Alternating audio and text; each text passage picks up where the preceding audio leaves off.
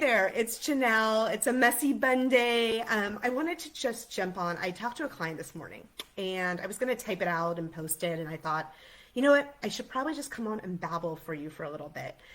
And I just wanted to share what she told me today. So we've been working together for a while and she gave me permission to share this. Her son struggles in school. He's 7 now.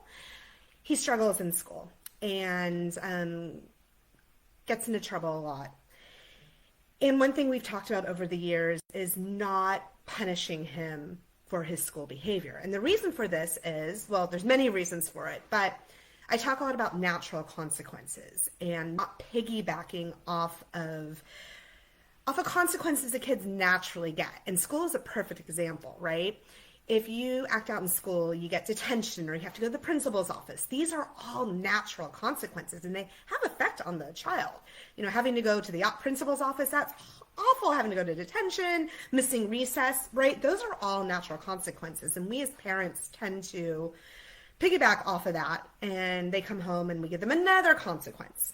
And it's not necessary for many reasons. And I'll explain, like in this example, so the child had an incident at school and the child, quote, wasn't punished at school.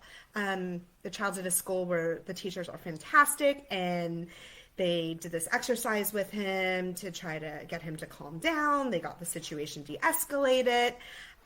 All's well, that's it. There's not going to be any consequences from the school.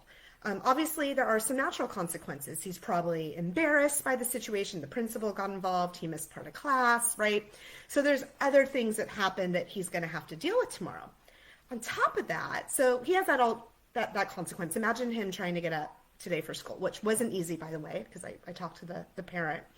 So struggling, who wants to go to school after you've made a big mess the day before and you know everybody knows about it, right? So there's that natural consequence is done. There's no need to pile on to that.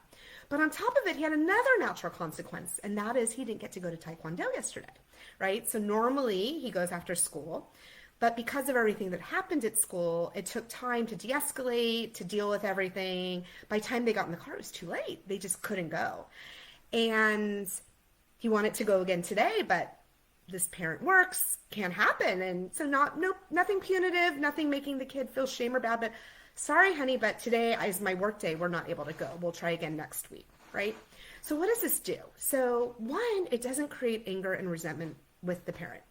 Like, why do we want to do that? Why do we want to double up on all that and have the child, the child was upset about their actions and the natural consequences that were attached. They missed Taekwondo, right? They missed it. They can only blame themselves for it, right? They know because of what happened, they understand it, and that's why they couldn't go. They can't blame mom. Mom didn't do anything. And that's what you want to do is you want to keep the attention on the natural consequence of their action and not on the parent. Because she had thrown something else in there. Well, now the kid's just mad at mom and it's the mom's fault and the mom's mean and angry.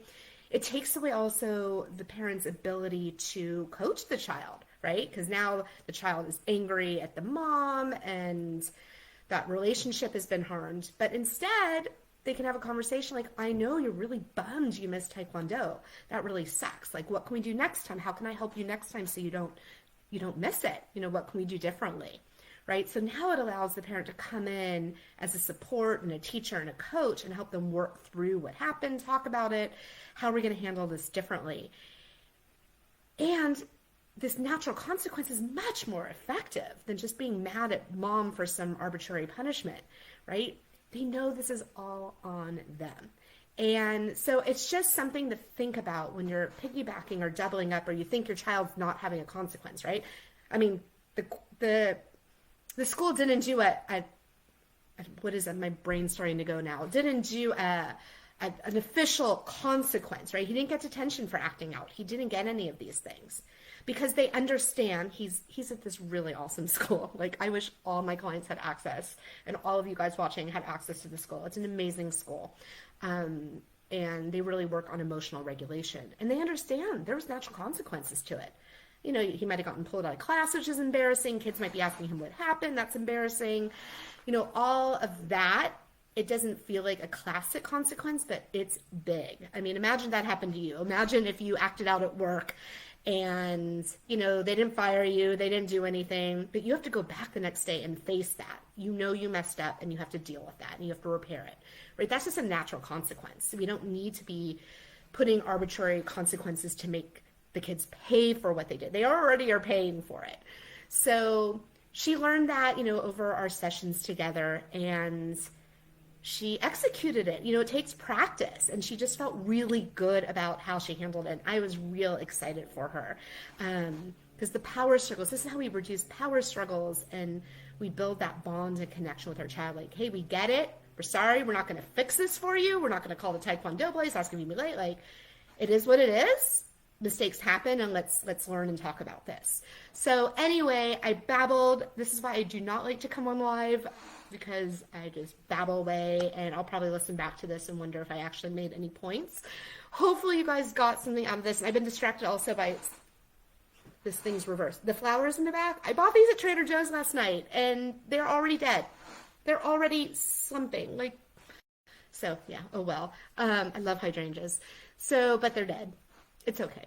So anyway, that's what happened. In short, my client's child struggled at school, did not get an official classic consequence, just the natural consequence of having to deal and show up the next day and deal with what he did, the embarrassment, the shame, fixing relationships, all that stuff that naturally happens when you make a mistake.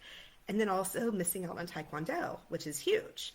And the parent came in as an ally and support. Like, hey, I'm sorry that happened. How can I help you? How can we do better? Yeah, it sucks that happened. Sucks you missed Taekwondo. Yeah, it's hard to go to school today with everything that happened. What can we do? Should we write a letter? Should we do this? Excuse me. Take a sip. Oh, tickle. So we don't know, you know, now I lost my train of thought. This is why I don't come on live. But the parent came along the side of the child, and this is going to build their relationship and take the focus off the parent being mean and onto the actual action of the child and the natural consequence that they experienced as a result of their actions. That's it. Thank you so much for my TED Talk. Hope you guys are all having a great week. And if you have any questions or thoughts on this, just comment below. And if you see this, if you've gotten this far, let me know. I'm curious how many people actually saw this video and actually were able to watch it all the way through. All right, thanks you guys. Goodbye.